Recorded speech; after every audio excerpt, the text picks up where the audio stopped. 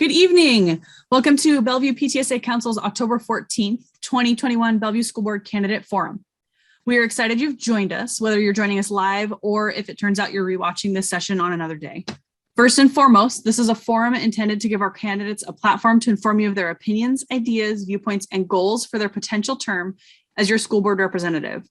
Though these candidates are specifically running for one position, number 3 or number 5, they are elected by the whole Bellevue School District community.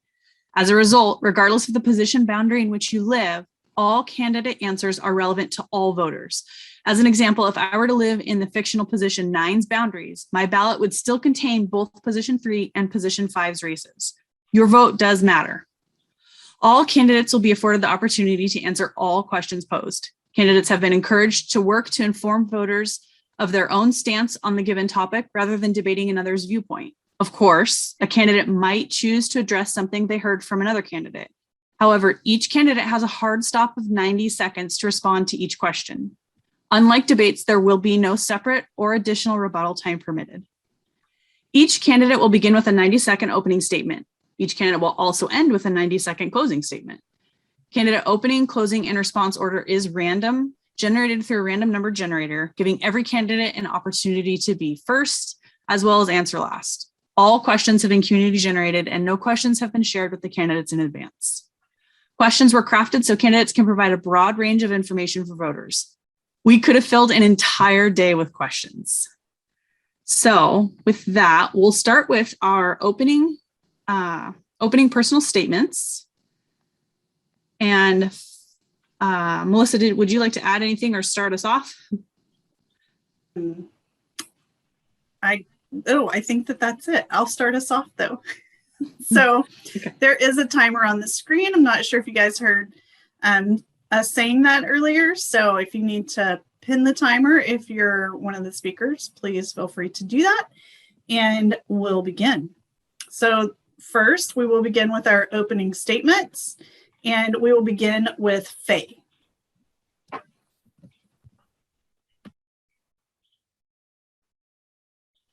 Faye, you're muted.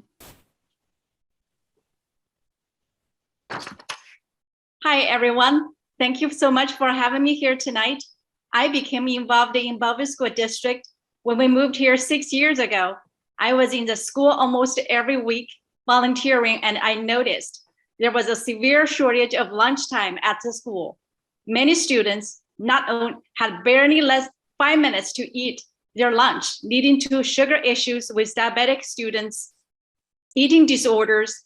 Also, there was an equity issue for students on subsidized lunch program because they did not have the privilege to bring meals to school. It was heartbreaking for me. I spent 2 years fighting for this basic need for our students and the students around the state, with many other parents and other organizations joined later on, which resulted in the state bill HB 1272. I have always enjoyed engaging in the community and have a passion for helping people. I participated in tough equity discussions facilitated by Bellevue School District and have been involved in helping the homeless community. Last year, hurt the at-risk population the most. I saw this firsthand with my special needs son. He suffered academically and was depressed and socially isolated. I vowed to make sure that our district served every child and put the students' needs first. I'm passionate and ready for the job. Thank you. Thank you, Faye. And now we'll go to Joyce. Hi, I'm Joyce Shuey. I moved to Washington 25 years ago and to Bellevue 19 years ago. My experience as an attorney, often in high conflict situations, positions me well to serve on the board where balancing of different, often diverse perspectives is an integral part of the job. My experience in bringing calm to chaos in my thoughtfulness and nuance in controversial situations, as well as my communication skills, will have led to outcomes that communities and different constituencies stand behind. I've earned the reputation of being someone who listens and tackles tough issues with empathy and with respect. Given my background as a technology attorney and as a business leader, you might ask why schools? I love kids so much that I have 4 of my own, UW graduate, a UCLA student, a Newport High student, and a Tillicum student. I've had kids in Bellevue in the Chinese and Spanish immersion programs, as well as in both AL and IEP. So I am familiar in my own family with a wide range of learning needs. My volunteer work has spanned decades, including teaching English as a second language while at Harvard. I volunteered in all my kids' classrooms. I'm proud to say even the 4th child's classrooms, where I've taught Japanese and Spanish to not only their classes, but the classrooms. When I earned the Puget Sound Journal's 40 Under 40 Award, I identified 2 of my 3 top passions as children and education. Thank you for this evening, and I look forward to speaking with you. Thank you. And next is Jane. Hi, my name is Jane Norris, and I'm running for Bellevue School Board position 5. I've lived in Bellevue for 25 years with my husband and raised our 3 children here. Our oldest is doing his graduate studies at Stanford, our middle is at Carnegie Mellon, and our youngest is at Sammamish High School. At age 8, I was adopted from an orphanage in South Korea and brought here to the US. I didn't know a word of English when I arrived, but my 3rd grade teacher made me feel capable, supported, and safe. Ever since, I have wanted to be an educator and do the same for all children. So I've earned a bachelor's and master's degree in general and special education and taught both in South Seattle and Bellevue. I have worked with students with special needs, highly capable, mental health challenges, English language learners, and historically marginalized. Over the last 19 years, I have worked on several school level and school district level advisory committees, making policy recommendations, and understand the challenges in developing and implementing policies. The Bellevue School District is one of the best school districts in our country. We must refocus on reestablishing trust within our learning community, address social, emotional, mental health emergencies of our students, and guarantee equitable access to high quality education for all students. As a school board member, I will help define policy and provide direction based on my experience teaching and my deep understanding of what will truly be effective in classroom, building bridges between our diverse communities and working with our most vulnerable students. I will bring my unique perspective to every decision. Thank you. Thank you. And now, Greg. Hello, my name is Greg Smith. I grew up in Seattle and moved to Bellevue in 1994 when I started at Microsoft. Actually, it was 1992. I have 2 girls who until recently attended Jingmei Elementary, the Mandarin dual language school here in BSD. Neither my wife nor I speak Mandarin, so when the district went remote 2 years ago, my youngest, who was in kindergarten, was sent home only with an iPad and Teams. This was a horrible experience, since 90% of the class is taught in Mandarin. This continued for nearly 2 years, virtually learning nothing. COVID is serious, but the emphasis should have been on getting our children safely back in school. Once the teachers were fully vaccinated, why did BEA union leadership continue to want to keep our kids out of school?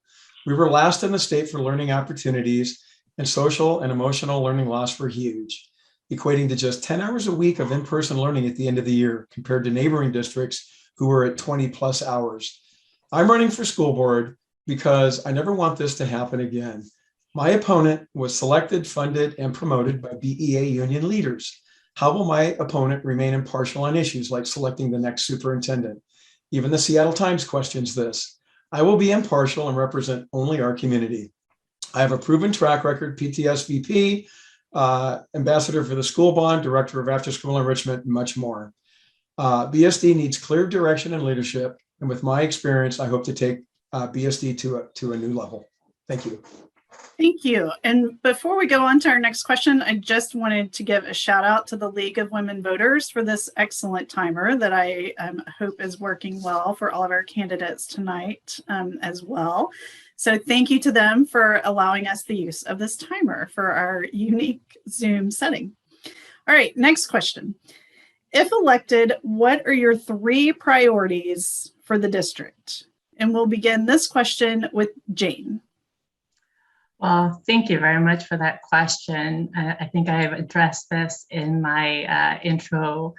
I think, first of all, we need to bring the focus back onto our kids and really address the social, emotional, and mental health challenges that they are facing due to not just the the pandemic effect, but also the rigor that they are feeling from the lack of or too much pressures of our community, as well as we need to bring the focus back on the excellence in, as we have stated in our in our mission statement, that we have strived to have a great academics, which pulls people from all over the world. We need to bring the focus back there.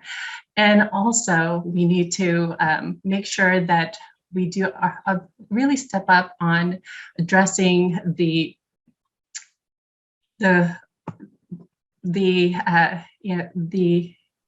individual desire or passion, help them develop that passion so they could take that and really flourish as an adult.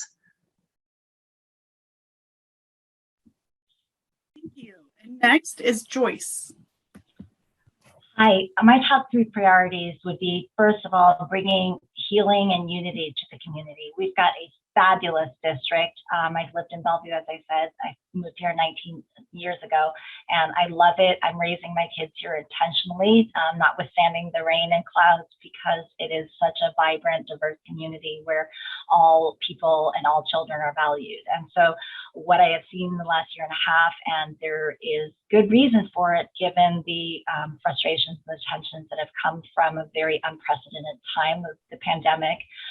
But we do need to get back to a feeling of unity and being one in our community. And so I would like to listen with respect. There's a lot of different perspectives out there, and I would like to just make sure that we set the right tone. Second is creating an atmosphere of inclusion, which is related to number 1.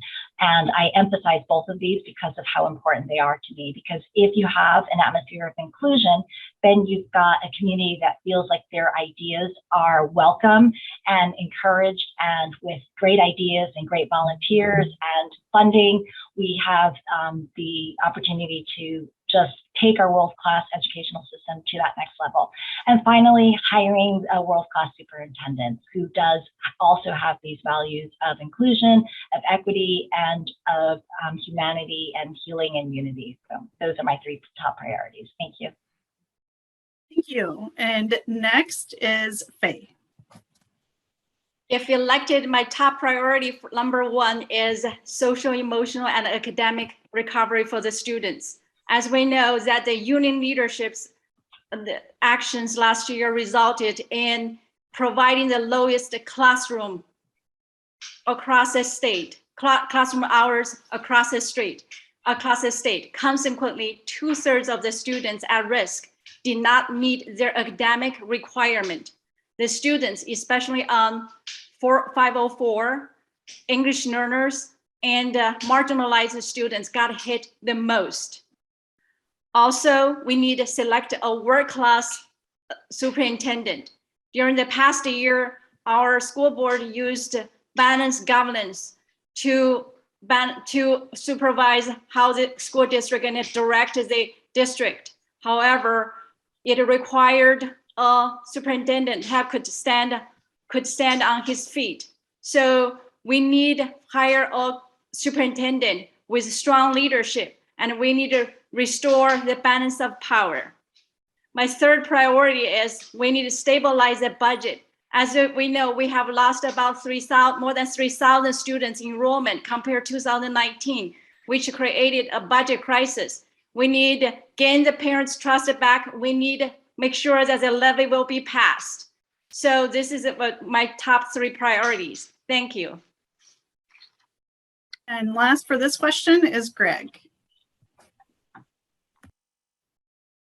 You're muted, Greg.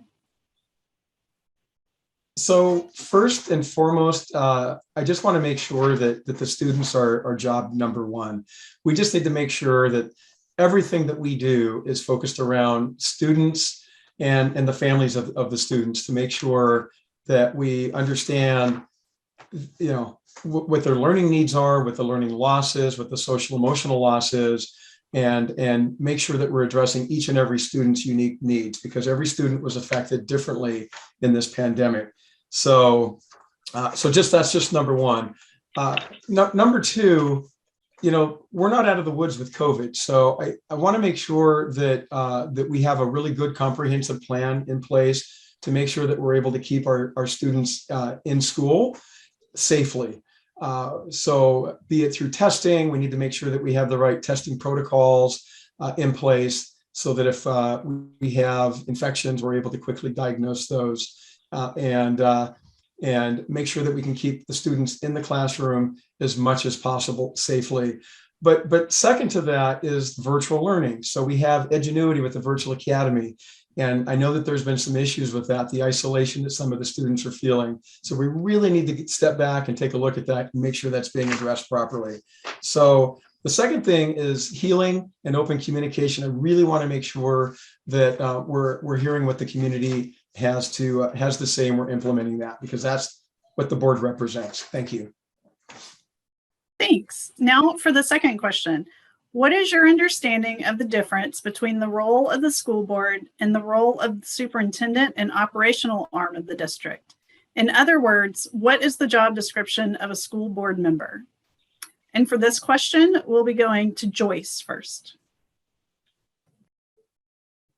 Okay. I have been learning as much as I can over the last several months about the role of the board, and I feel like versus the administration. And I have learned a lot in the last several months, going to trainings and talking to a lot of different people. Sorry, I've got no heat in the house and I am really cold right now. What I've distilled it to for now, but I'm always open to more input and just continuing to learn. But the way that I see it is that the role of the board is to guide and provide high-level principles and guidance on values and on direction. And the district itself is full of professionals, teachers, and other para staff, and the superintendent, of course. And so those folks, I see their role. I've got a full-time job. I've got, I understand lanes.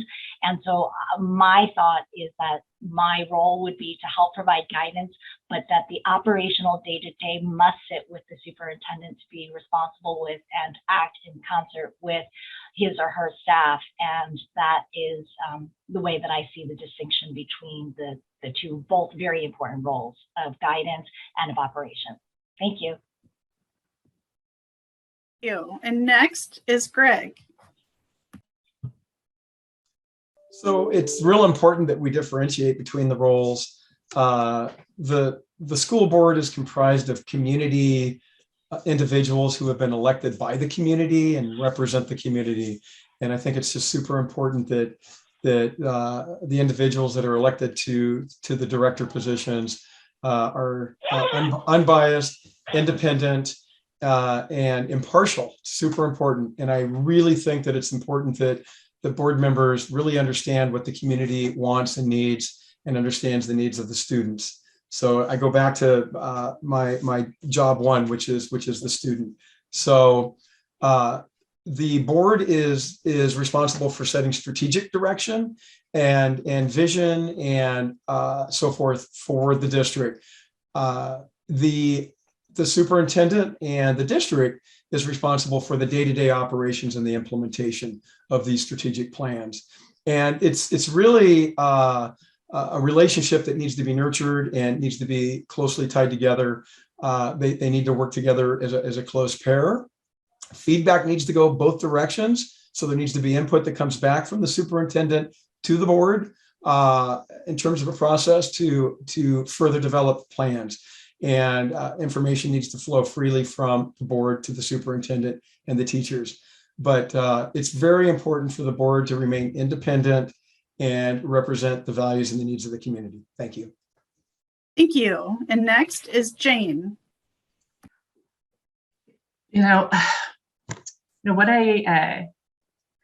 When this campaign started, the reason I ran was because I had a large, diverse and broad community members asking me to step up and heal our community and bring them together and put the focus back on our kids. And as a school board member, my understanding is, as a school board director, that we follow the law and bring the voices of our entire community to make sure that each and every student's needs are being met. Now, what does that mean? We follow the law, we develop policies, we provide guidance, we do everything that the law states. We create the vision mission statement. We do all the things to really enhance what we can within that guideline. The superintendent, on the other hand, is supposed to do the operational component. And I understand we need to have a clear governance guideline. And I believe that we have one that we are working off of. And as a new school board member, I would definitely do my due diligence to really understand all the different aspects to my job as a school board director to elevate the needs of every child. Thank you. And finally, for this question will be Faye. You're muted, Faye. The core legal authorities that the school board has is to hire, supervise, and evaluate the superintendent. Also, the school board sets the vision, mission, and strategic goals for the district. Also, the school board will review, revise, and adopt the policies. Very essentially, the school board is responsible for the district budget. Right now, we have the budget crisis. How are we going to cope with it? And that's what the school board needs to face. The school board will serve as a community representatives because the school board are elected by the taxpayers and the communities. So they need to reflect the value of the community and get the community engaged and communicate with their parents, speak for the students, put the students' interest first. That's what I believe the duties of a school board should have. Thank you. Thank you. For the next question, there's been an ask for the school board to change their role in the search for a new superintendent. What do you feel is the public school board's role in selecting BSD's or Bellevue School District's new superintendent? What qualities would you look for in a superintendent? And for this question, we'll begin with Greg. Thank you for the question. So as Faye noted, hiring superintendents is a core duty of the board. So the directors are directly in charge of that per policy, per law. And there's just no other option around that.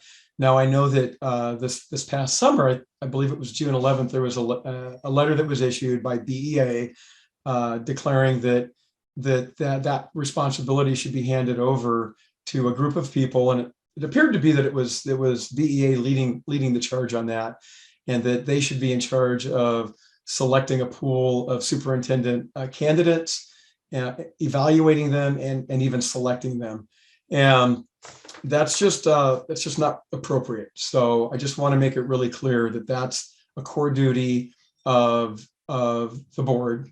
The community hires the board, the directors, and that's one of the reasons why they hire them, is they want the board to hire the superintendent. So my concern is that my opponent, for example, didn't seem to object to that, at least not initially, and even recently, being interviewed by the Seattle Times. The Seattle Times noted that my opponent should have had an emphatic no when asked whether or not that should be given over to BEA and to this group. So I just want to make sure that the board is the one responsible for this. Thank you. Okay, next is Faye. I believe, as I just stated, that the core legal authority of the school board is to select the superintendent.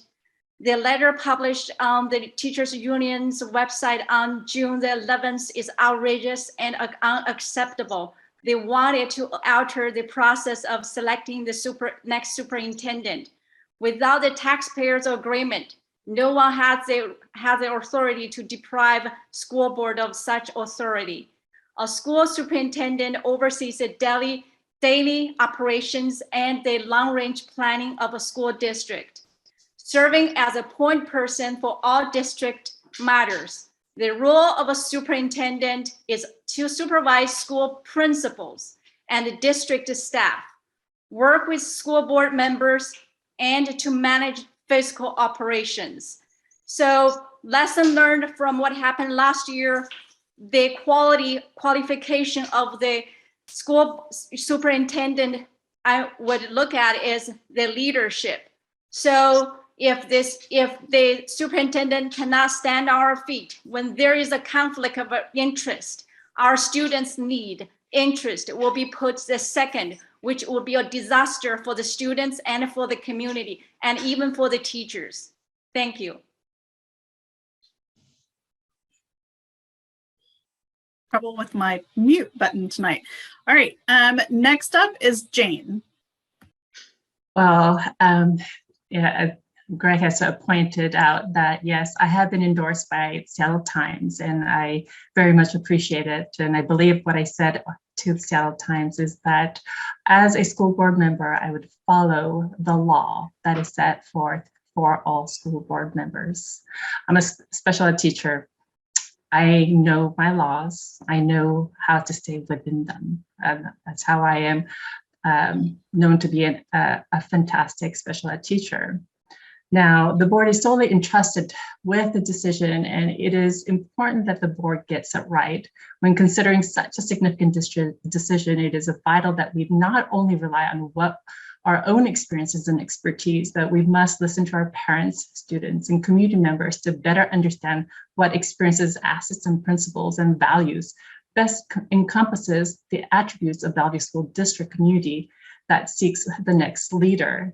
It is with an open, transparent, and thoughtful process that will surface the best candidate of superintendent. My commitment to Bellevue School District community, my deep understanding of both primary and secondary education, along with my uncompromising commitment to the success of every student, makes me an excellent choice for school board, an excellent choice to entrust the selection of Bellevue School District next superintendent. Question is Joyce. And you're still muted, Joyce. Thank you. The question phrased in that there has been an ask for the school board to change their role. I appreciate the neutrality of this. We've heard some people tonight say that it was only one organization, the teachers, who supported that and wrote that June 11th letter. There were close to 10 different organizations representing a wide range of community members, representing educators, representing other staff, and to take that, take the position that it was only one group of people is to minimize the voice of many. What I read in that letter, and I've said it before many times, is I read a lot of fear, frustration, and pain that there would not be community involvement. And I have said from the start that there were components of the letter that I disagreed with, but that and one being that it appeared that there was a request for a different type of decision making. But the decision making is very clear in the state statute, and that's what we will abide by. What will be important is understanding the reason why that letter was written. And that leads to why it'll be important for the next superintendent to be a visionary and somebody who could heal, who is going to listen to nuance and understand that community participation is important, which everybody tonight is saying. So the next superintendent will be communicative, attentive, and articulate. Thank you. Thank you all. The next question. Bellevue residents with and without children in the schools are part of your constituency. How will you represent all Bellevue residents' interest? And for this question, we'll go first to Faye. First, most important to be able to represent the community value is to be an independent candidate. As opposed to my opponent, endorsed and funded by the teachers union. And I'm an independent candidate. And before the president of the teachers union endorsed my candidate, she approached to me several times to wanted to talk about the endorsement with me, and I rejected this request. Based on their behaviors during the past year that hurt our children the most. I see when there is a conflict of interest, the teachers union is not gonna put our students' interest first. So I think to be able to represent a community value, the top priority is to stay independent. That's what I have been doing.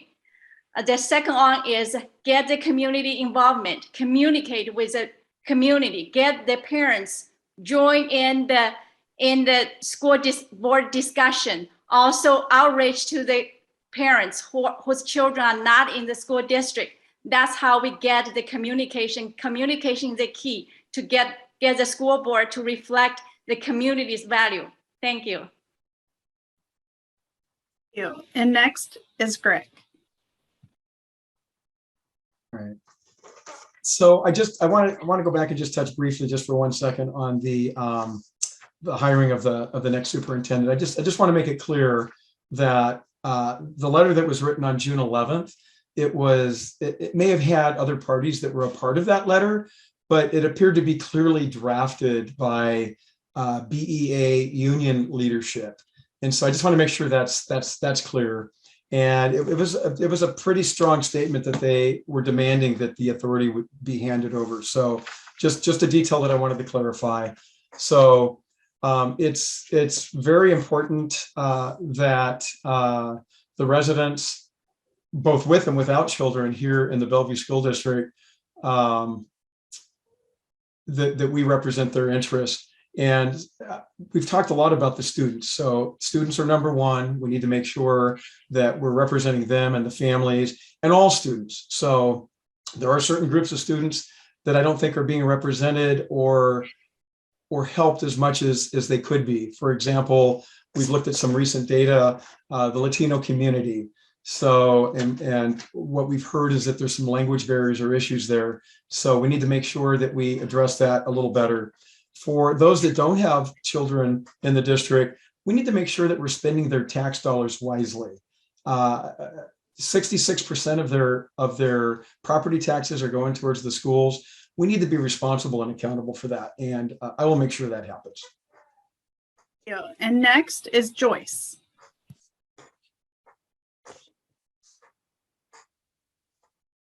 Joyce, you're muted. There you go. Bellevue residents are all, range in age, range in gender, range in race, range in profession. We've got teachers who are parents. We've got kids who have grandparents who don't have their own kids. What we have to get back to is seeing our community as being, as I've said before, an ecosystem where every single person is important. So when you ask this very important question, is that residents with and without children, we're all part of it. We're all impacted by how we care for our children. That ranges from things like how they are going to interact when they go into a store, and how they're going to be able to make change or count their change. So everything that happens with our children impacts every other Bellevue resident. And so it's important, and I know just from the way that I am as a person, to care for each person, regardless of whether they've got kids, whether they've got kids in the school. As far as my representation, I have been endorsed by the Seattle Times. I've been endorsed by the National Women's Political Caucus, the Alliance for Gun Responsibility, by the mayor of Bellevue, by two different council members, Council Member Barksdale and Stokes, by state senators Cooter, Wellman, and Hasegawa, by Representatives Tai and Sen, and it shows, and by the teachers. And this shows my broad base of support and ability to work with all different groups. Thank you. Thank you. And last for this question will be Jane. Like I said before, I stepped up to run for the BSD director position because a large number of our diverse and broad community members asked me to run and help bring focus back to our children and help heal our community. With this in mind, I went through rigorous endorsement process with many of our community partners to find common ground, create open line of communication, and bring them to the table so we can work as a unit and bring the focus back on our kids. Because in public education, we can critique decisions and disagree, but we cannot alienate portions of our learning community. If we vilify and alienate any portion of our learning community, we no longer have a healthy functional system. We have to work with all the stakeholders. The faster we understand this, the faster we can bring the focus back on our children and address the inequalities that we saw during COVID, as well as the social, emotional, and mental health crisis, and put the focus back on high quality education. What I've done is I've reached out, I've been to our larger community during this campaign already and held forums through Zoom. I have doorbelled, I have gathered the knowledge of concerns and celebrations of things that our larger community have already shared with me. I'm ready to take that information and use it to strengthen our learning system. Thank you all. All right, for the next question, the Bellevue taxpayer base is feeling tapped out regarding their tax obligations to schools. We know levy renewal is on the ballot in February. As a school board member, what do you feel is your fiscal responsibility toward the taxpayers? And for this question, we'll begin with Jane.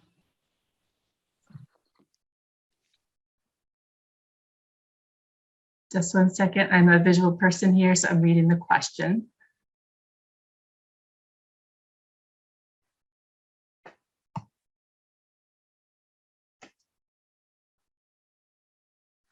Okay, as a school board member, obviously one of our job is to look at our fiscal responsibilities towards our taxpayers.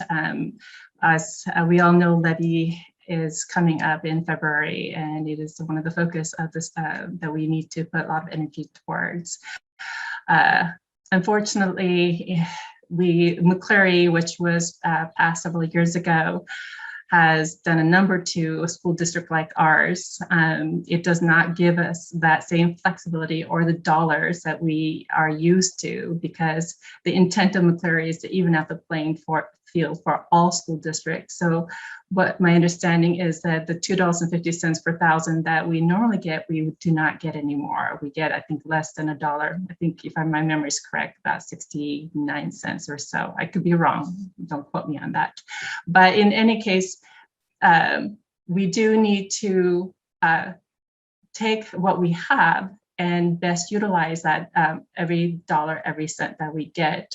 One of the things I like to look at is to see how can we better look at every angle and look at the curriculum. For instance, how can we make sure that curriculum is supporting not just the middle ground, but from the bottom to the top, the full, all of the learners? Can we look at and find better support system that really addresses the diverse community that we have become?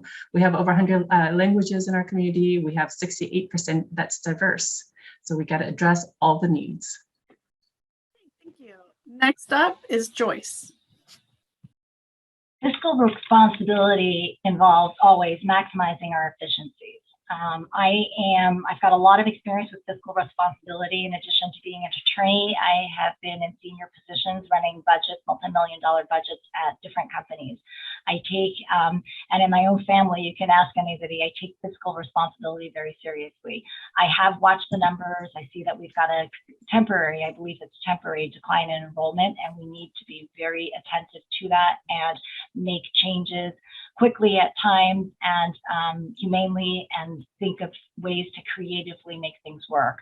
At the different companies that I've managed through, we've managed through ups and downs, including layoffs, and these fiscal decisions are not easy, but I have had a lot of experience working through them and dealing with the downs in particular. Now, the coming up, I think, is something we haven't heard a lot about or talked a lot about during the cycle. And what I would also say is that when you talk about fiscal responsibility, you have to be somebody who's able to anticipate. And that also means anticipating revenue. And that, when I look at downtown Bellevue and the growth that is about to happen, and Bellevue in general, I believe that we may very well see an unprecedented exponential growth. And so we need to be prepared for that and use our money efficiently.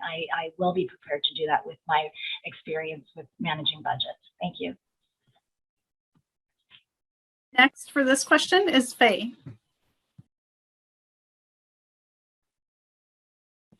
Faye, you're muted still. Bellevue School District primarily receives funding from the state, but about 20% of the district funding comes from the renewal of local property tax levies. During the pandemic, we lost about 3,800 students enrollment compared to 2019. And so the students are either going to private school or stay at home for homeschool. And there's a big trust loss from the parents because what we did, how we responded, the school district responded to the COVID is very unacceptable. So the trust is lost, and then we are at risk of not having the levy passed next year. How we're going to regain the trust from the taxpayers? It's a big issue. How are we going to increase enrollment? I believe the school board needs more increased communication with the community, regain the trust, talking to the students, especially the students who have left the school district, gain their trust back, and prioritize the programs that can call for the students back to Bellevue School District. Like my son went to private school during the pandemic, but there's a program that for social emotional recovery get us back to Bellevue School District. So the district needs to outreach to those parents and get the students back, and then it's rebuild their trust. Thank you. Thank you. Time is up. Thank you. All right, Greg, it is your turn. Thank you. So I agree. The Bellevue taxpayers, I think they are starting to feel kind of tapped out on their property taxes, the increases. When 66% of your property taxes goes towards schools, you want some accountability. You want to make sure that there's some fiscal responsibility going on. The school board needs to be deeply involved in that process to make sure it's being done properly, and everything is accounted for, both capital expenditures as well as the day-to-day expenditures as well. So there was a large bond. It was a $675 million bond that was passed last year, and I was actually part of that process. I was out with a couple of other parents who were chosen to be the ambassadors for the bond, and I was proud to be out there trying to get other parents on board. We did yard signs, we did banners to promote it, and it's succeeded. And it was fantastic. It was a very successful bond that was floated. I'm really concerned about this levy.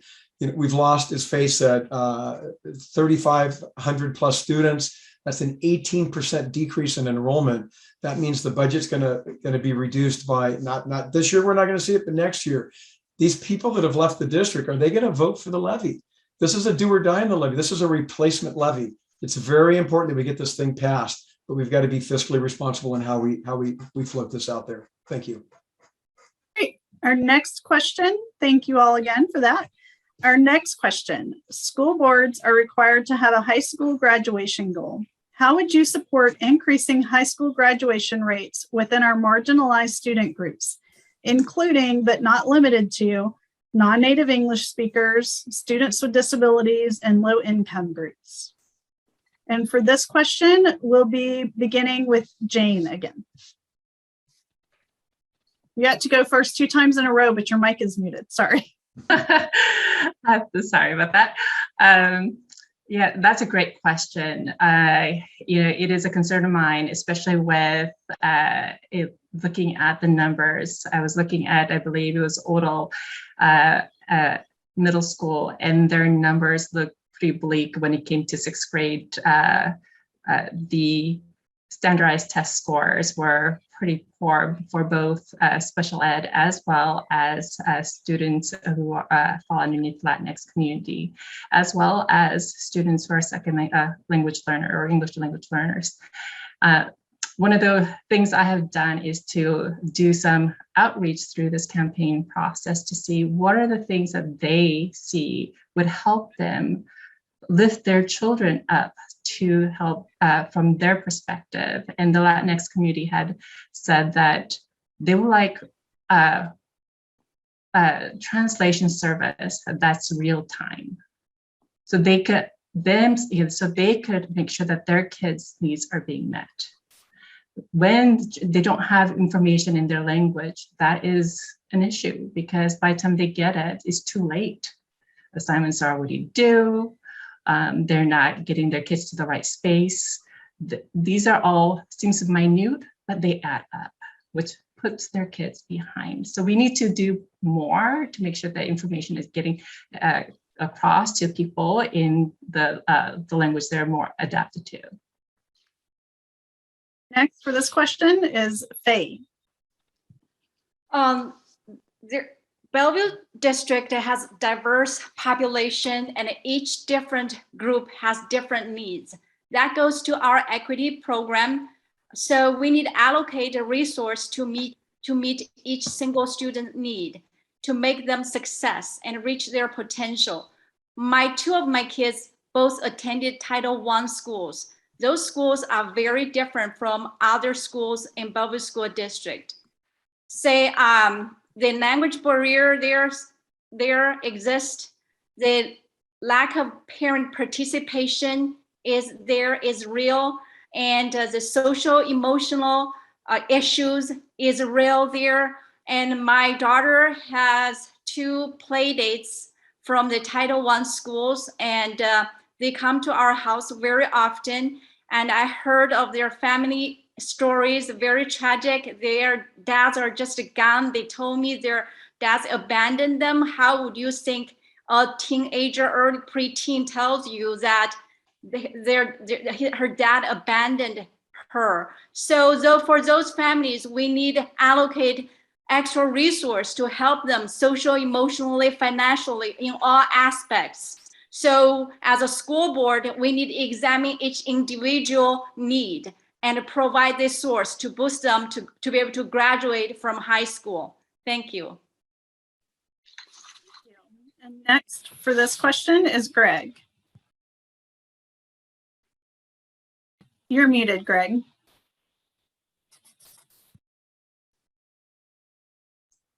So what's interesting is that the number is in the 90s. It's 93% is where we've been. It's up just a tick from 92, and we really need to do a better job. I mean, we should really strive for 100%.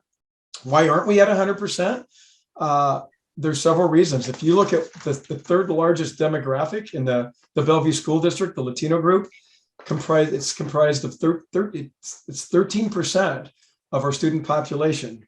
It's over 2,300 students. And the unfortunate thing here is that if you look at the first 2 groups, the percent of dropouts is 1.6% for Asian and 3.6% for white. You get to the third group as Latino, and it's 12.4%. We need to do a much better job here. And there's so many things that we don't understand about this group. Language is a huge issue. The parents, if they don't understand what's being communicated to the students or what needs to be done, we need to fix that. We need to talk to this community. We need to understand what their needs are.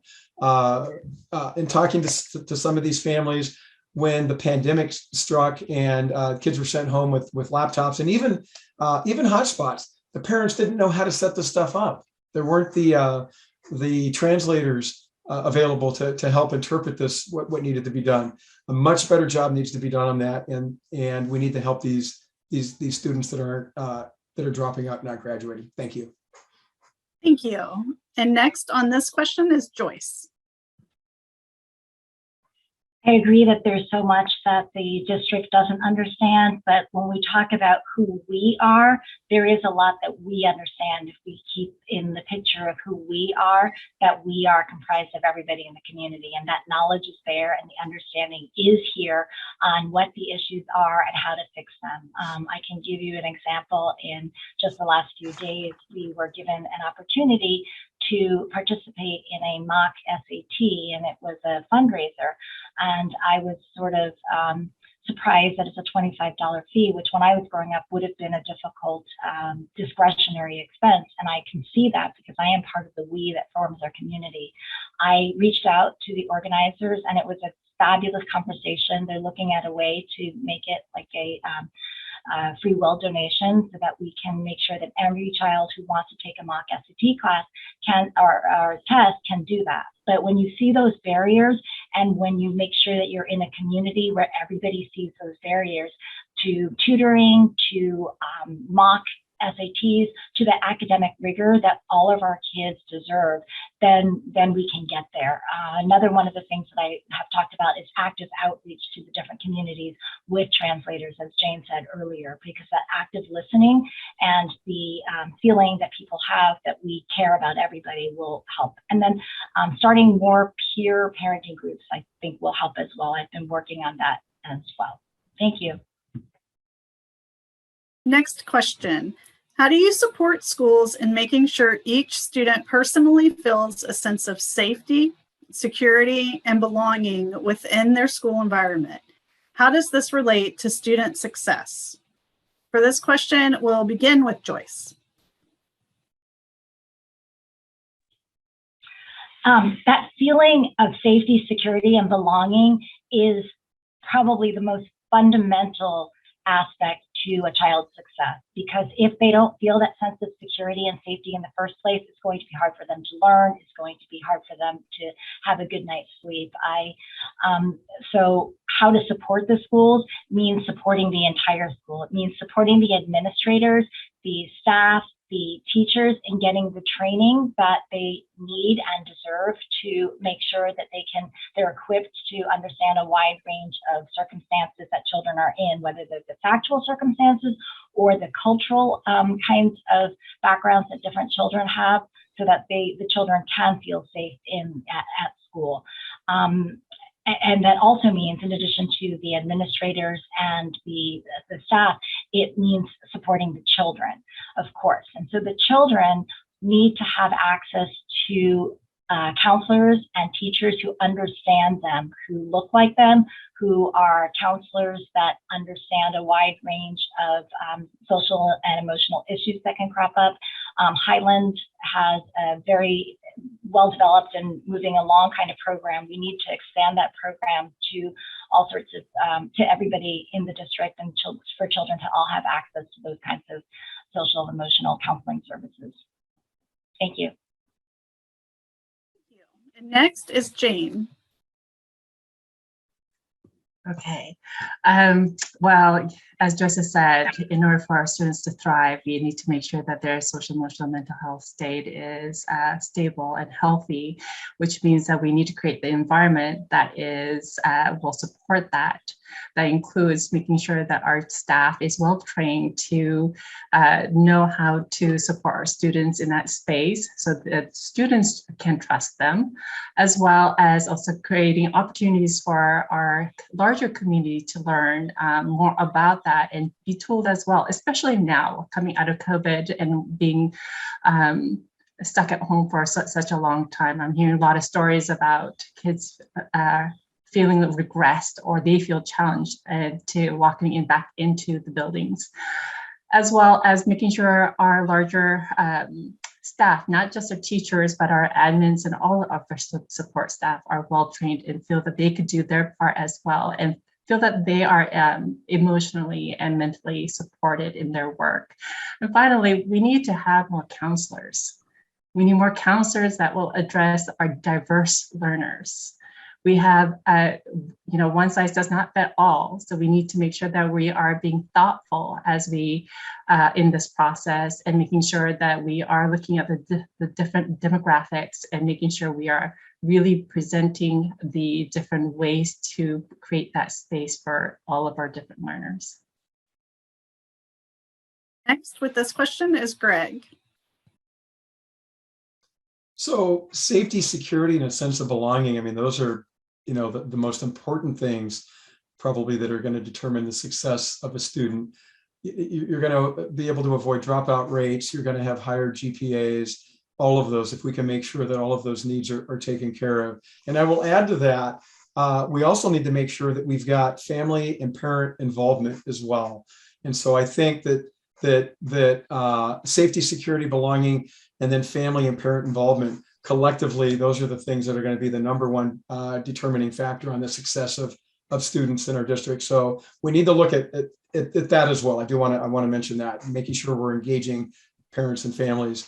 In terms of safety, security, and sense of belonging, we need to understand where we're having problems today.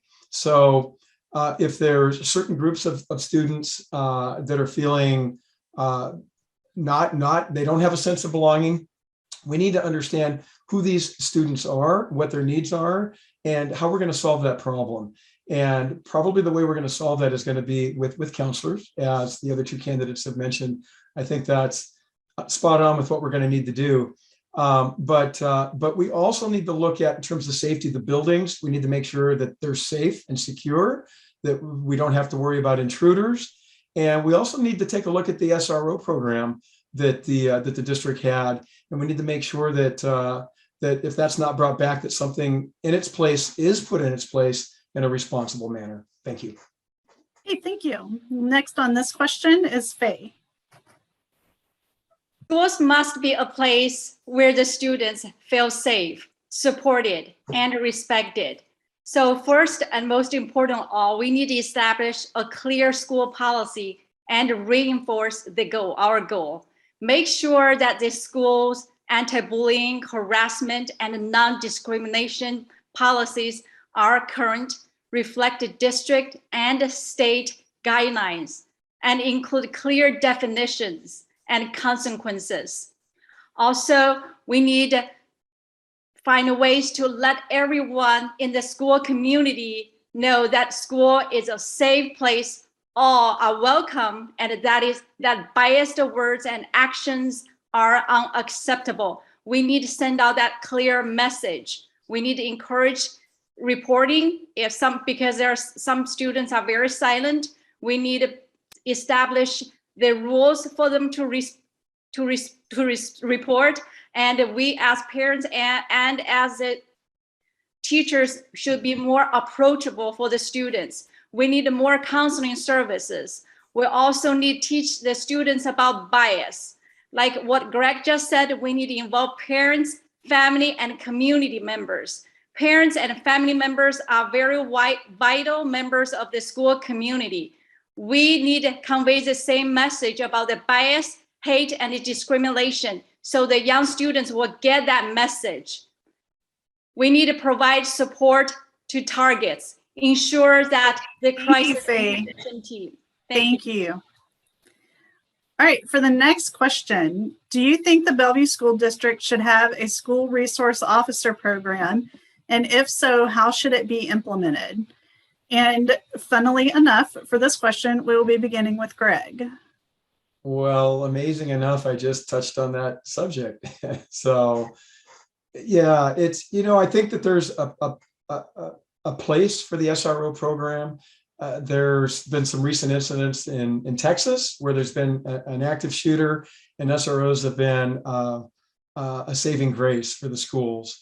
And so I think that the program does need to be reevaluated. It needs to be implemented in a very responsible way. And we need to make sure that if there are any students that feel threatened or intimidated or discriminated against, we need to make sure that those things are addressed. And there needs to be open communication so that we do address that.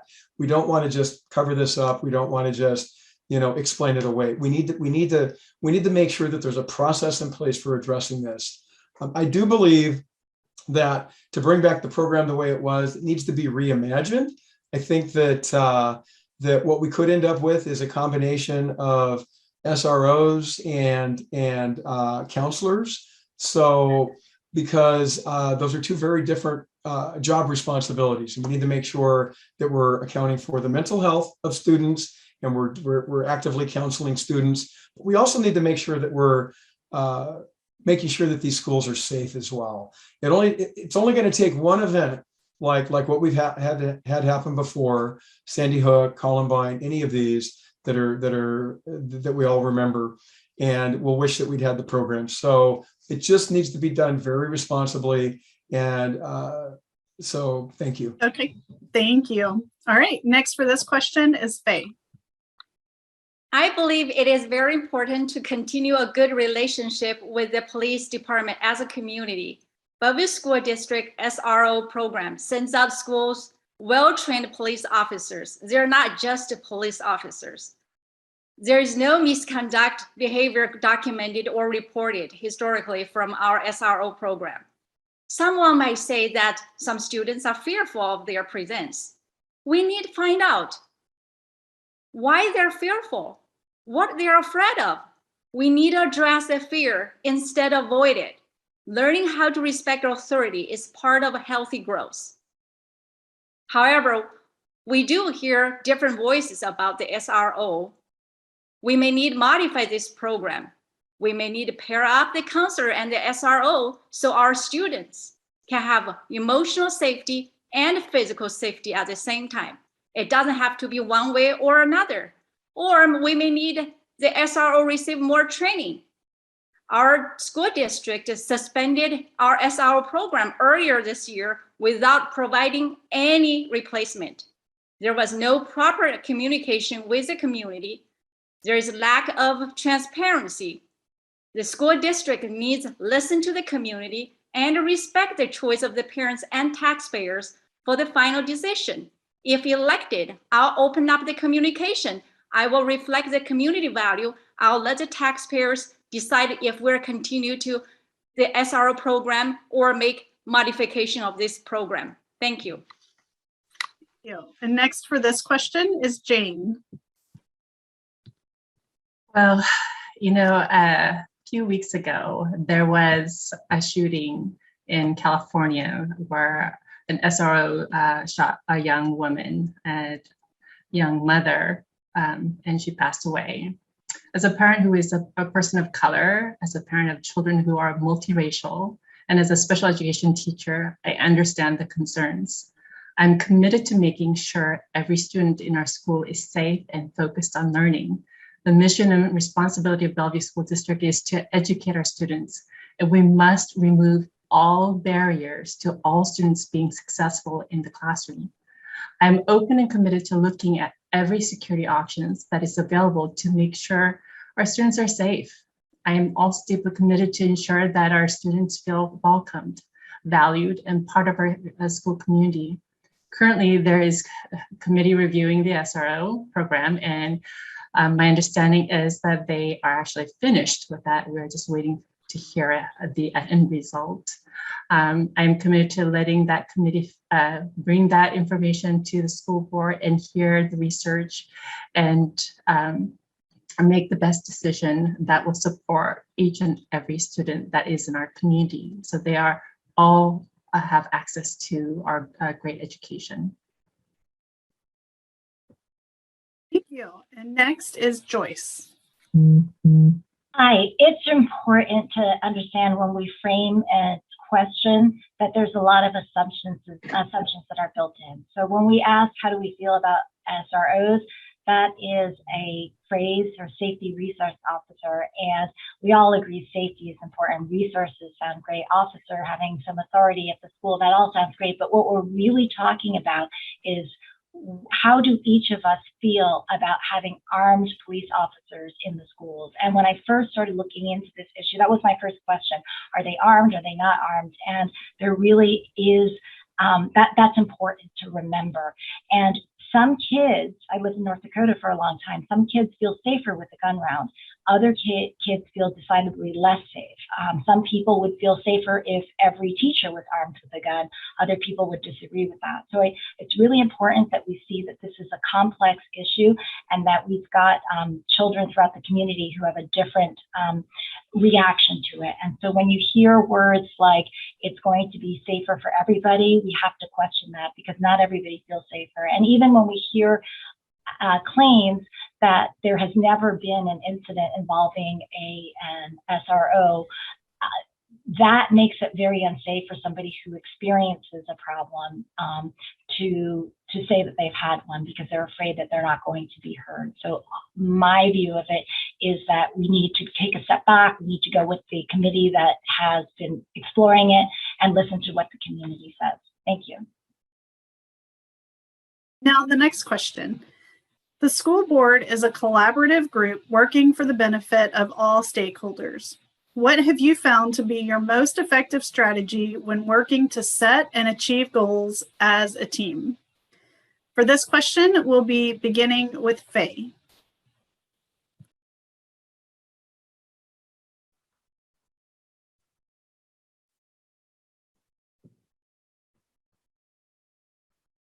Always communication. Communication comes first. Without proper communication, we don't understand other groups, what they think. During the past year, what happened is there was communication. However, there was no balance of the power. That's lost. So we need to set up a common goal before we communicate with other different groups. Say, as a school district, our goal is to put students' interests first.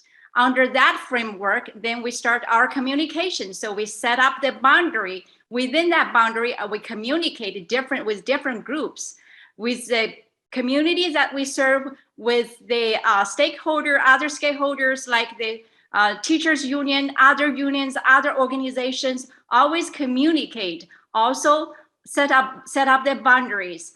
And also, I believe that our school board has done a great job during the pandemic, and then we need a governance strategy to help everybody to understand how we're going to work together as a community. So right now we need a lot of healings. So we need to work together as a community to heal, to celebrate, and that's through proper communication within boundary, as I stated above. Thank you. Next is going to be Jane. As a special education teacher, communication and respect, as well as truly listening, are three things I found to be effective. Listening to all the stakeholders and bring them together, and respectfully listening, actually, not just listening, and communicating clearly what our goal is, what we need to do together. As a larger school district, that also means that we listen to all the stakeholders, our diverse community that we are, making sure that we don't just move on without, especially the voices that gets left behind often. So, and those are the ones that struggle the most. So with the equity policy that we have put into place, I think it's a great tool to utilize to make sure, are we really doing what we said we're going to do? Are we really addressing the needs of every student? Are we listening to all the stakeholders and sincerely? And I think that's another component, that we need to have more sincerity and empathy to all of our stakeholders, and take into, not just say that we listened, but we take the words and put that into our decision process. Thank you. Next is Joyce. I will agree with and echo what Jane said about respectful and empathetic communication. People sometimes joke around about the I statements, but it is so true that if you can speak respectfully to people, that it will lay a much better foundation than if people feel like you cannot hear them because you completely disagree with them, or you disrespect them, or you have such a different approach from them that you don't think that they should even be at the table.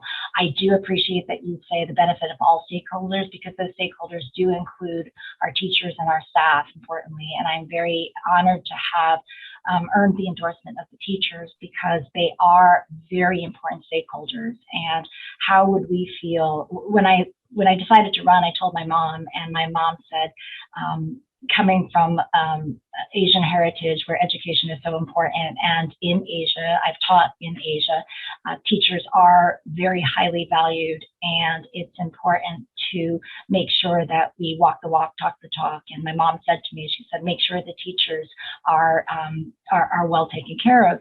And we had a very difficult year where the teachers felt very hurt and unheard, and you can hear a lot of the anger at them even this evening. And I would say that respectful and empathetic communication is a foundation. Communicating back what we heard so that they know that we've heard, saying nice things about each other, and getting a process in place where everybody can be behind the outcome, even though they don't believe in exactly the outcome. Thank you. Last for this question will be Greg. So when working to set and achieve goals as a team, probably the most important thing is to make sure that, number one, you know who all the players are, because every task and every goal that you're trying to achieve, it's potentially going to involve different constituencies. So making sure you know who all the players are, making sure that there's open communication between all of those parties, and making sure that the goal, everyone understands what that goal is. Because sometimes there isn't that clarity, and it's super important that everyone knows ultimately what it is that we're trying to achieve. So the other thing that's extremely important is that whenever we're setting goals, and I think sometimes we might fall a little short on this, and it's setting metrics. So not just the final metric or long-term metric, but intermediate metrics as well. Because that's the only way we're going to be able to measure and know if we've achieved a goal, right? Success is by achieving the metrics that we've set. So super important. Some other qualities that are very important: listening. The board and myself, we need to make sure that we're attentive and listening. I'm a firm believer that since we're representing the community, that we know what the community wants. And I think town hall meetings, social media platform, some really great ways to engage the community to make sure on a regular basis we're listening to what they want and they need as input into the goals. Thank you. Thank you. And now our next question, and this question came from a student. What have you done during the pandemic to unify our community and teachers? For this question, we'll be beginning with Jane. Well, that's a great question. I have been working rigorously to help our community come together, not just to run a campaign, because I don't feel that if I'm really going to step up to this position, to me, this is a great opportunity to utilize the platform that I've been given as a candidate to help bring unity back to our community.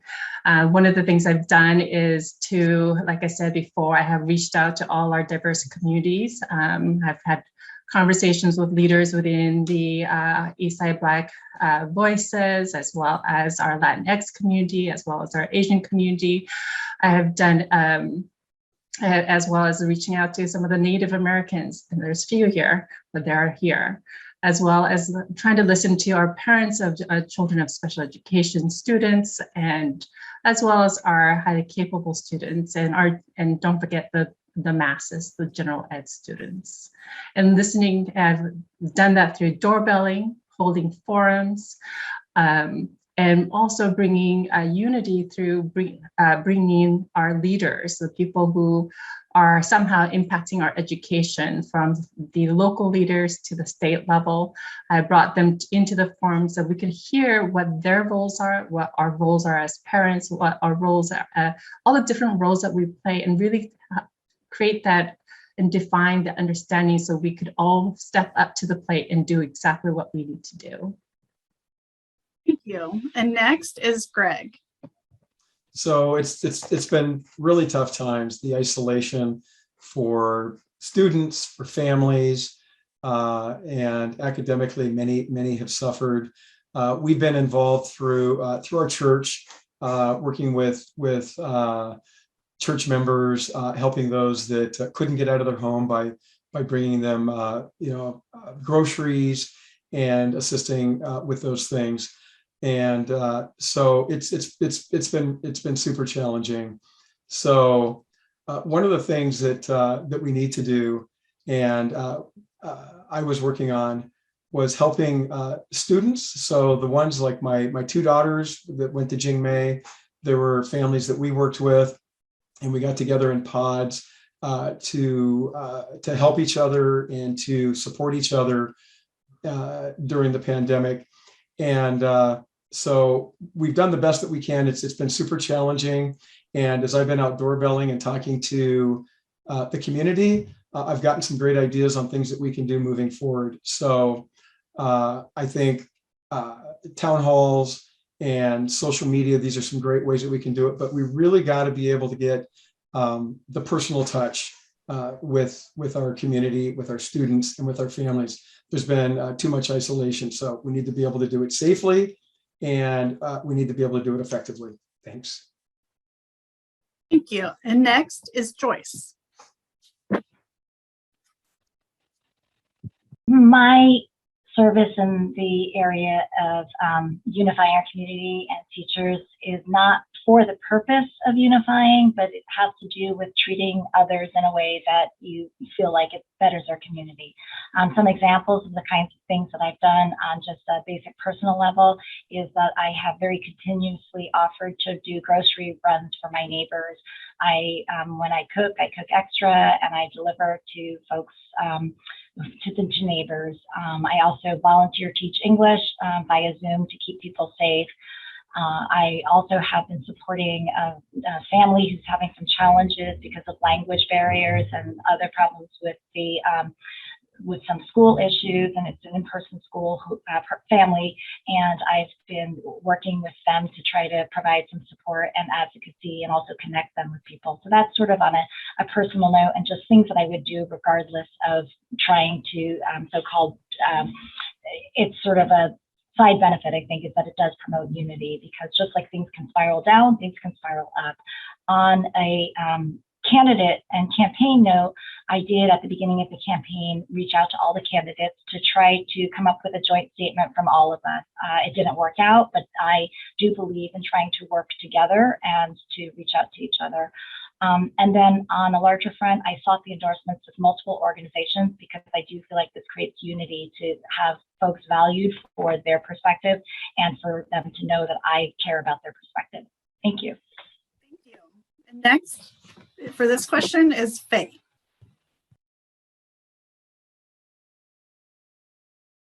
And you're muted, Faye.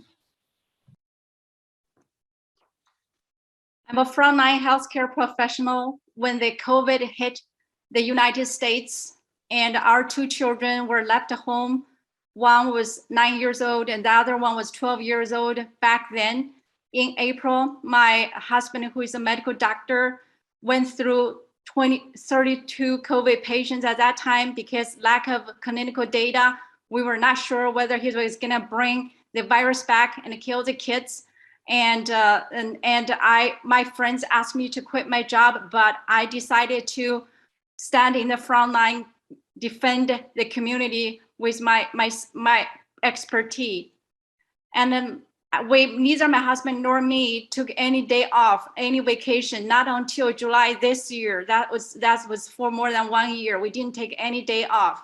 I myself went through more than 100 COVID patients. I did not step down. And consequently, my special needs son suffered a lot, but we will cope, we will recover him. I have the belief in this community. After work, I delivered PPE to hospitals, nursing homes. I shipped the PPE to the hospitals in New York, in Texas, in Twin Cities at my own cost. Also, I echoed the parents' SIE, so school essential group, to call for school open as an option for the students to go in-person learning to decrease their social emotional trauma when there is a clinical data showing it's safe to open the school. I call for safe opening of the school, and I'll use my expertise to help the school board remain the school open safely for the teachers and students. Thank you. Thank you. All right, at the last school board meeting, concerns arose related to critical race theory, or CRT. The concern was that CRT is divisive and does not bring groups together. What is your understanding of critical race theory? Do you think it has a place in decision-making in the Bellevue School District? For this question, we'll be beginning with Greg.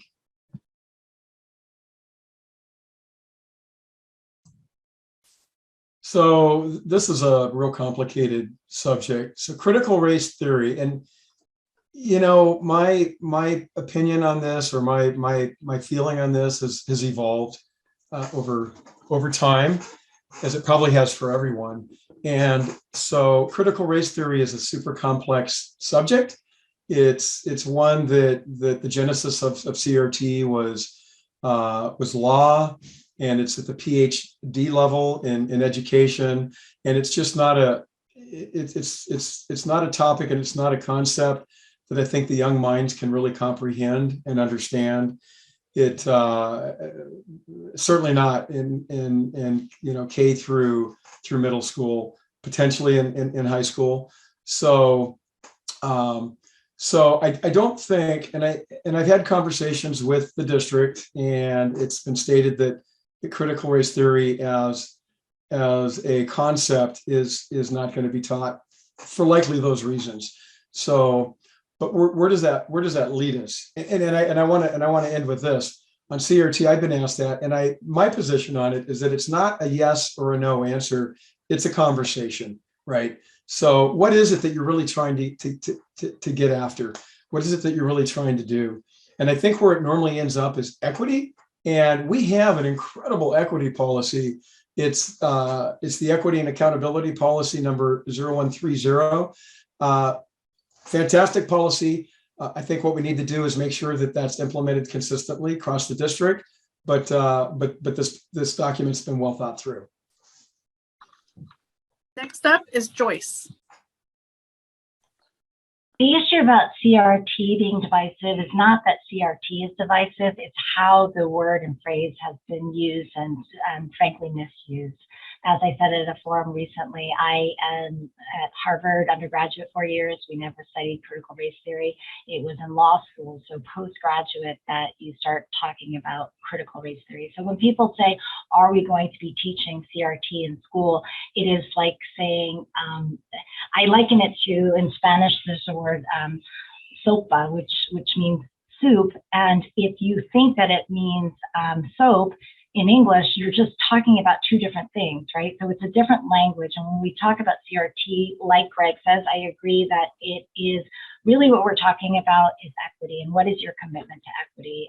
It's become a little bit of a dog whistle, unfortunately. It's become inflammatory. And we need to, as I've been saying, tone down that the inflammatory thoughts about what it means and get to the basics. Like I said the other day at the other forum, what we're talking about is for K through 12, we're talking about teaching history. We teach history in kindergarten, even at the age appropriate level, and there's nothing that we're teaching in kindergarten that is going to be critical race theory. Same with even 12th grade, because they don't have the knowledge or the critical thinking skills yet. So when it comes to equity, I will say again that is a core belief of mine to further equity and inclusion. And I do stand committed behind equity and inclusion. Thank you. Thank you. And next for this question is Faye. The core idea of ACT is that race is a social construct and that racism is not merely the product of individual bias, but also something embedded in the legal system and policies. Currently, Bellevue School District does not have a standardized curriculum developed. It has caused lots of confusion and division during its implementation in many school districts. In a recent survey from 20 metropolitan conducted by Manhattan Institute, the data showed 65% of parents of color oppose teaching CRT as compared to overall population, which stands at 54%. Of course, we need to teach an accurate depiction of history and the continued effects of racism to our children. The right approach needs to be studied according to what is appropriate to teach at what age. We also need to decide together how it is communicated and continue to measure the effectiveness of the curriculum. Thank you. All right, next for this question is Jane. Joyce has explained what CRT nice and clearly. I believe that CRT is critical race theory is a graduate level course, that it is it's appropriate at that space, but to bring that to or try to create a curriculum, a K-12, it is not appropriate at this time. I think what the bigger concern is, equity. Equity to me is ensuring that each individual student is supported and nurtured so they can reach their full potential. I've dedicated the last 19 years to working with students from all different backgrounds, with all different abilities, along with all different resources, and meeting them where they are, walking with them and supporting them in whatever way necessary for them to become their very best. To me, this is equity. This is the mission of education, and this is the work I am committed to. Equity is not one student against another, winner or loser. Equity is educating all students to their full potential. I'm committed to equity and ending the divisiveness that pits us against one another. As a school board member, I will evaluate decisions through an equity lens, stand on my core values, and ensure that every student is one step closer to reaching their true potential and will thrive. For our next question, how do you define global competency? How do you see the emphasis on global competency supporting students in becoming the creators of their future world? For this question, we will be beginning with Jane. Well, that's a loaded question there. Global competency. Well, as we look into the future of our education, we have to understand that education is an evolving system that has to represent our current world and what the future holds. And for global competency for me is to make sure that our kids are fully tooled to ready to tackle whatever comes their way, and that they're nimble and be able to move to the different types of jobs that will be coming, because what is here today may not be here 10 years or 20 years down the line, and what kind of jobs that they're asked to do, we don't even know. So global competency is giving them the full toolbox with a full set of tools, which allows them to move from one industry to another fluidly, make sure that they have not just technical skills, but their soft skills to know how to communicate, how to to move from one country to another, know how to communicate with different cultures and different types of beliefs, and do it with respect. That to me is global competency. Thank you. Next, Greg. Wow, this is awesome. What a fantastic opportunity for our students. This world is becoming smaller and smaller and smaller with technology and everything else, right? So with the internet, with flights abound, we're already there, but we need to get on board with this, right? And I think the Bellevue School District could really be a leader in this, in globalization. And for example, one thing that we don't have that many other countries do have are, multilingual students. Predominantly, students here are learning English, and they can take as an elective, they can take a foreign language, but I think there should be a much more emphasis on that. And, there's a couple of languages that come to mind that are used, Mandarin and Spanish. These are languages and others that we should really be focused on more. Things like being good stewards of the earth. This is as the population grows, we need to be thinking from a global perspective. We need to be thinking about other countries and equity in other countries, and how can we help them and how can they help us? And our students really need to be thinking big picture on this. And so I just think the opportunity is massive, and we can be thought leaders in this. and maybe set the direction for other districts and maybe for the country. Great opportunity for BSD. Thank you. Next, Faye. Global competency is a multidimensional construct that requires a combination of knowledge, skills, attitudes, and values successfully applied to global issues or intercultural situations. For school to help the students to develop global competency, we need to teach them self-awareness. Global citizens, nowadays we considered our students are global citizens. They can reflect on their own actions and attitudes and how those have been shaped over time. We can influence them. We can build a good culture in school that has impact on their social, emotional health, well-being. Also, we need to teach them to respect for differences. Bellevue School District has multicultural with many immigrants from different countries. We need to teach the students to accept the difference and respect the difference. Also, we need to have our students build this sense of connection globally and encourage their curiosity, their flexibility, and their effective and appropriate communication with others.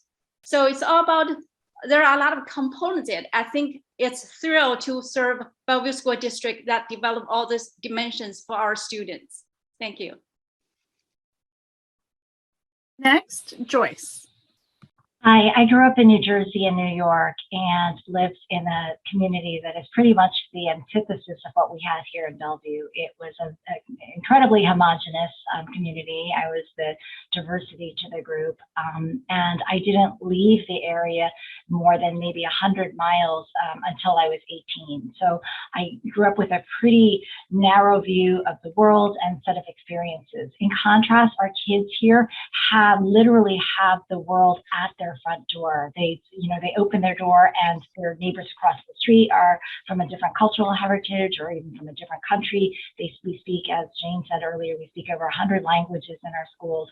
I had the opportunity to later in life learn Chinese, Japanese, and French and Spanish, but they're a lot harder for me than they are for our kids here who have that opportunity day to day.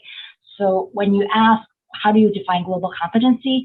My answer is that it requires knowledge. So things like language and understanding that, we as Americans tend to be monolingual, but we can strive to be bilingual or multilingual, and we can certainly attempt to speak other languages, even if just to create a little bit of connection with other people. It requires values, which we have around the world. We've got similar values. We need to keep those in mind and common. And it requires an acknowledgement that we have a world ecosystem where we are dependent on each other and that we will use our strengths all around the world to benefit each other. That's global competency to me. Thank you. This next question also came from a student. What is your definition of equality versus equity, knowing that 68.7% of our student body identifies as a person of color? For this question, we'll be beginning with Greg.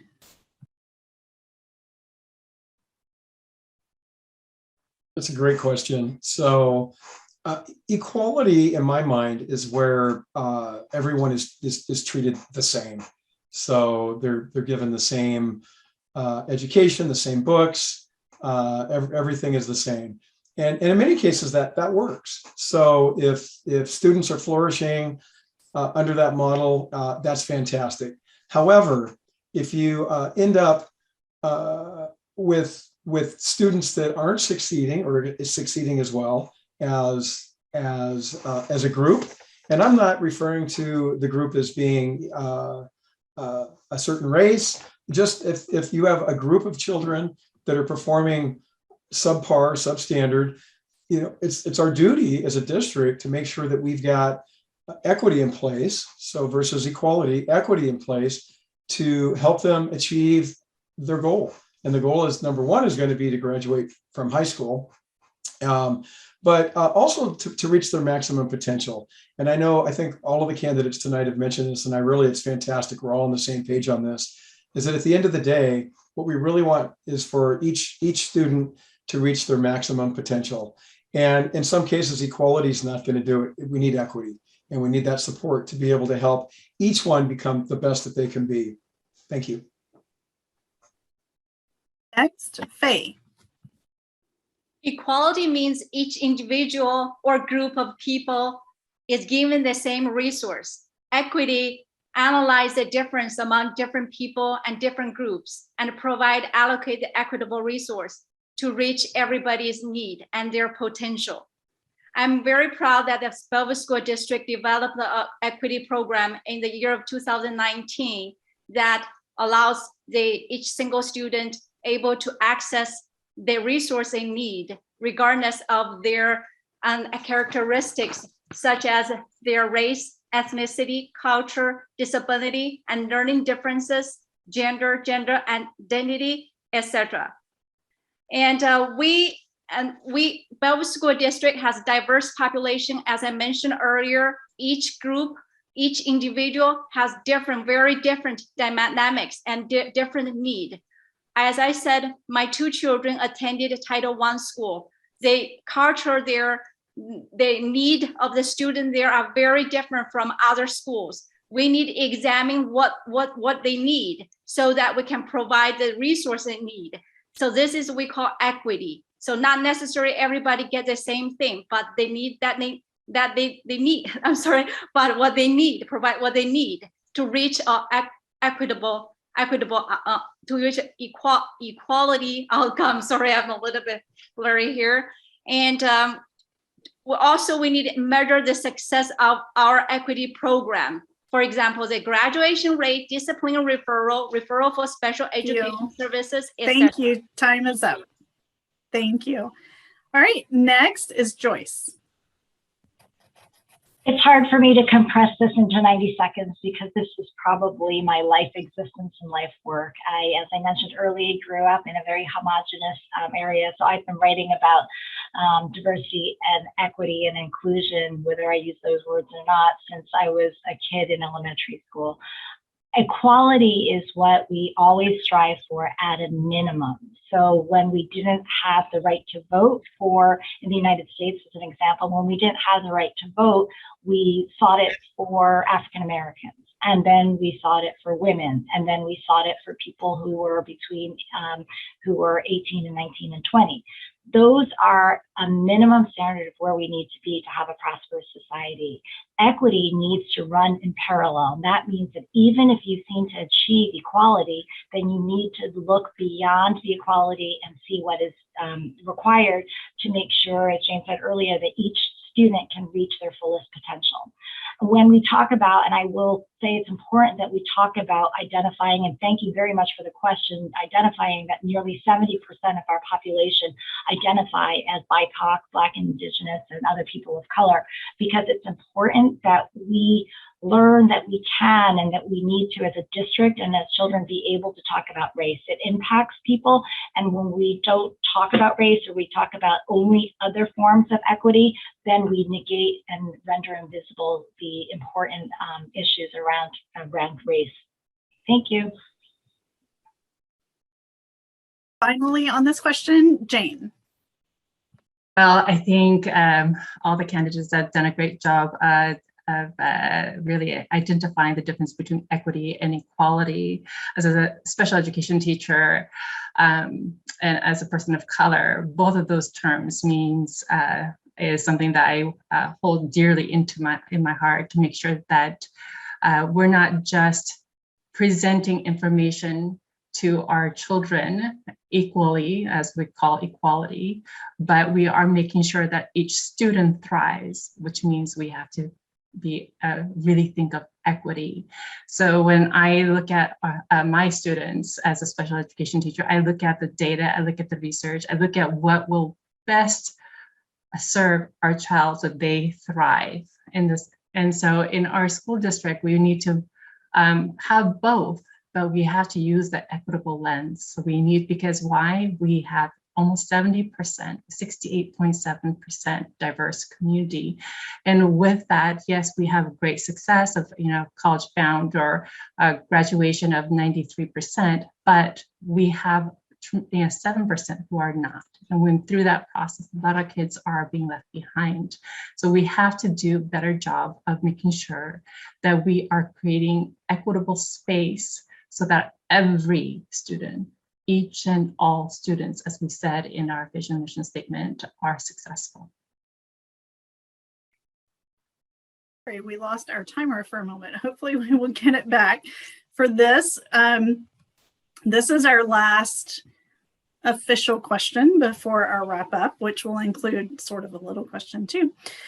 As a school board member, what can you do to increase family and community engagement that encourages all families to feel supported and informed? For this question, we will be beginning with Joyce. Communication is really key. I've heard a lot of us talk about that tonight, and I am so glad to hear that, because if people don't feel communicated with, then they start to disengage. And when they disengage, then they are neither informed nor supported, and we end up with a lot of the challenges that we shouldn't have to have. So communication takes the form of communication in different languages if necessary. One of the achievements that I'm proud of, it's little, but Let's Talk, which is a great resource on the VSD 405 website that allows us as community members, as family members, and as students to provide feedback, to ask questions. And although it says that here you can switch it into other languages, I discovered several months ago that you can't actually switch it to other languages. I've been working with the Bellevue School District to ask them what we can do to move this along, and I'm really excited to announce that they've said that they will implement other languages by the end of this month. So that's a little success story that I am proud of, and that communication is really key. I also believe that in those everyday interactions, I spoke at a town hall and at my work about equity and inclusion, and one of the people at the town hall heard my speech a couple of weeks ago to 6,000, or a couple of months ago to 6,000 people, and she reached out to me and said, hey, I would love for your support in this particular matter. And I love that if we lead by example, that people will come to the table, we reach out to them, and we encourage them to come to us as board members. Thank you. Thank you. All right, next for this question is Jane.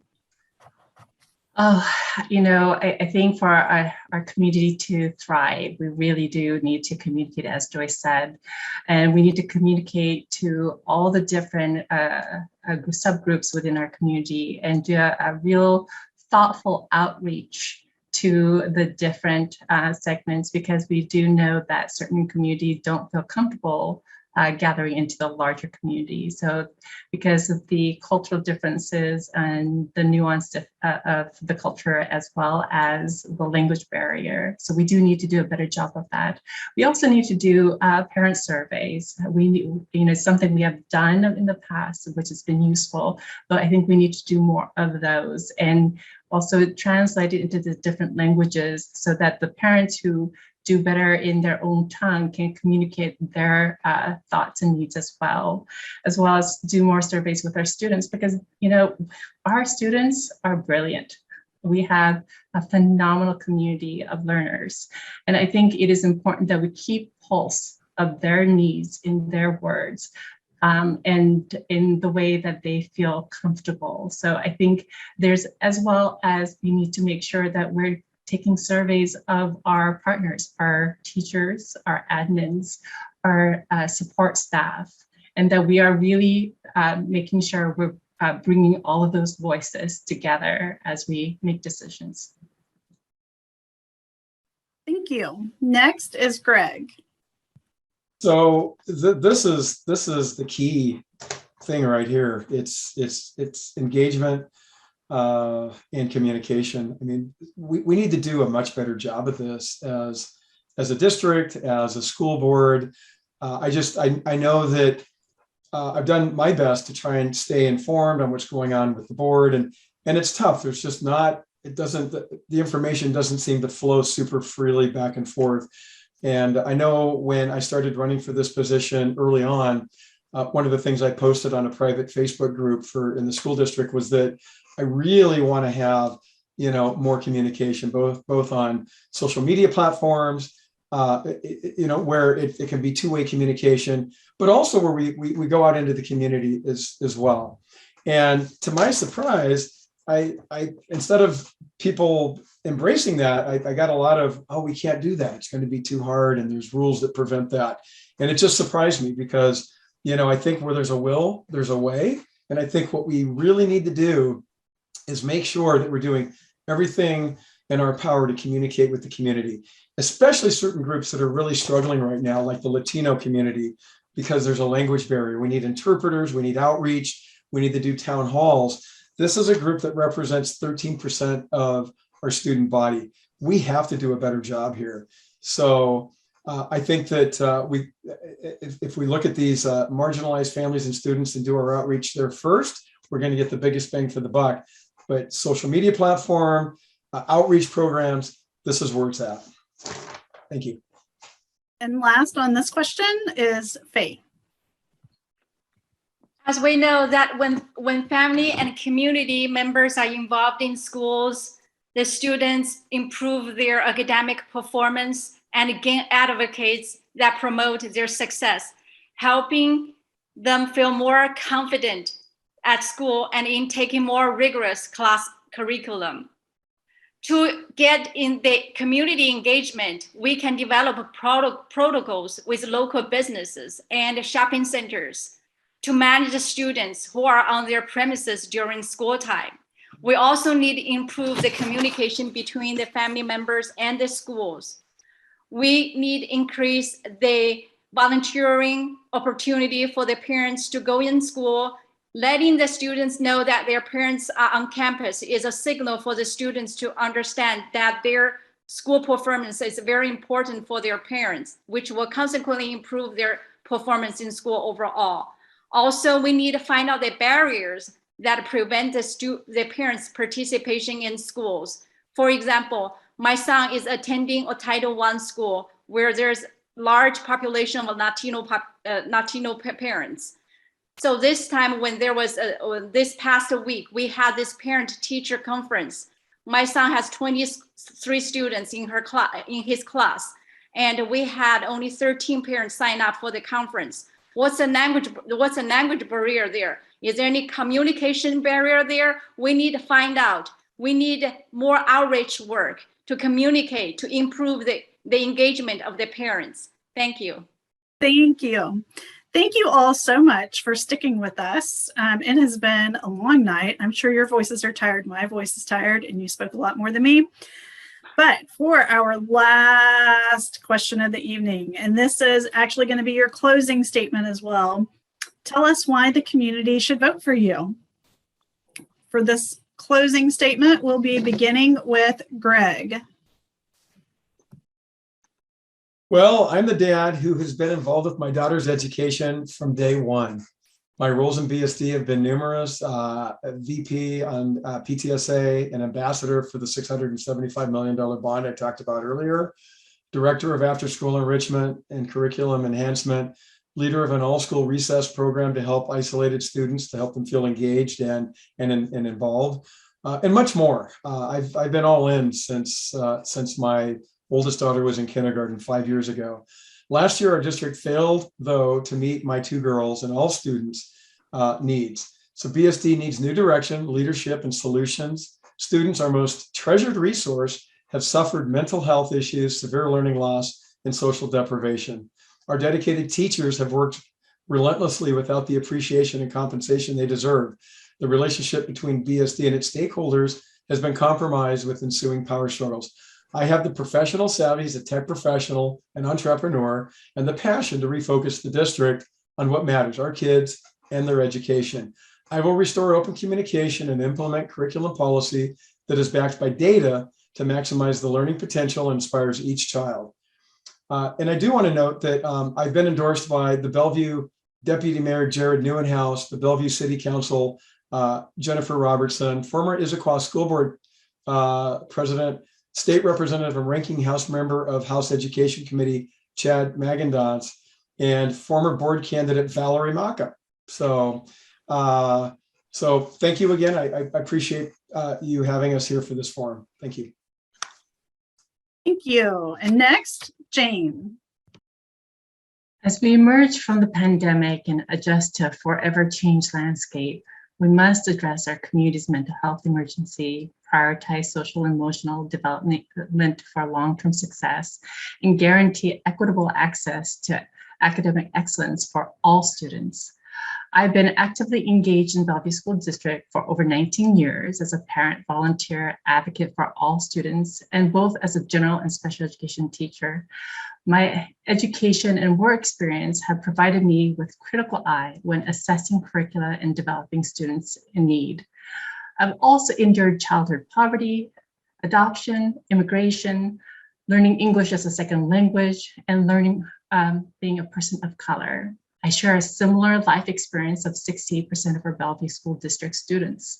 My unique background, professional experience, and collaborative connection within our community makes me the leader our school needs now. My name is Jane Aris, and I ask you for your vote. Next, Joyce.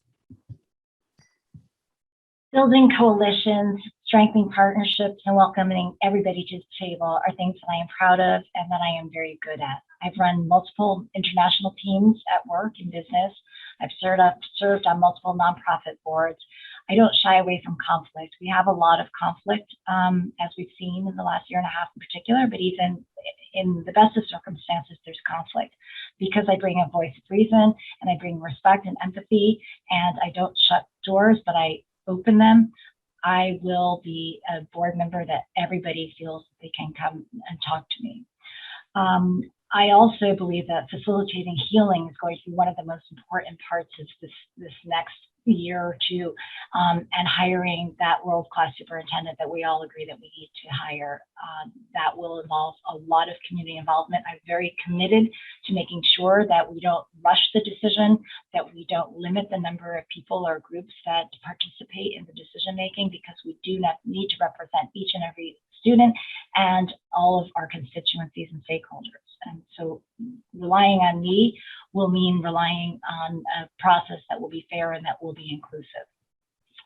I also have, when we talk about endorsements, I have, as others have also said they have endorsements, that is a window into your ability to work with different groups. And it doesn't mean that you agree 100% on everything, but it means that you have the ability to build bridges. And that's something that I will bring to the table as the next position number 3 board member. Thank you.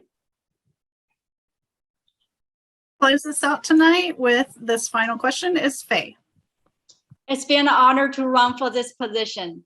We have lost about 13 of our students because the teachers union leaders limited our students' learning hours. None of the surrounding districts had this fall out. This has led Bellevue School District to be in a budget crisis, which will have a significant impact on us, especially if the levy is not passed. Our students are academically behind. Over 2/3 of our at-risk students did not meet the academic standards last year, and everyone scored poorly across the board. I'm no stranger to challenge. As a first-generation immigrant, I struggled through language barriers and cultural shock and learned to cope with difficulties. I'm a frontline healthcare professional who can help school remain open safely for the teachers and the students. Also, I have demonstrated strong leadership and passionate for the students by the school lunch reform. I hope to use my passion to serve you and be the independent voice for our children and this diverse community. We will return to excellence. I'm endorsed by more than 400 local parents, and the number is still going up every single day. I look forward to serving you. Thank you. Great. Thank you all again. And I want to personally extend my thanks to all of you for coming, and to Jessica Smitty, our advocacy chair for the Bellevue PTSA Council, for organizing this event tonight. And I'm going to turn the microphone over to her. All right. Thank you so much for joining us tonight. We hope that this has provided each of you the opportunity to learn a little bit more about each candidate. We want to thank you, the community members, for being engaged voters.